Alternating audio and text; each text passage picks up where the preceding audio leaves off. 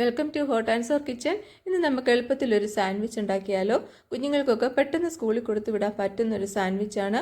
അധികം ഇൻഗ്രീഡിയൻസ് ഒന്നും വേണ്ട. രണ്ട് പീസ് ബ്രെഡ് എടുക്കുക.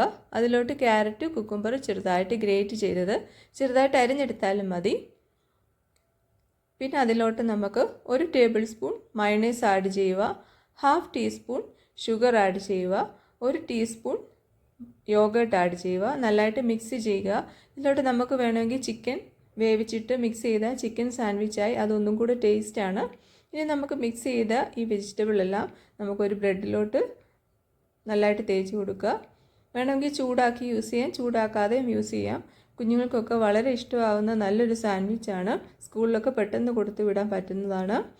എല്ലാവരും ഇത് ട്രൈ ചെയ്യണം, കമൻറ്റ് ചെയ്യണം, എൻ്റെ ചാനൽ സപ്പോർട്ട് ചെയ്യണം. അടുത്തൊരു നല്ല റെസിപ്പിയുമായിട്ട് നമുക്ക് വീണ്ടും കാണാം. ബൈ.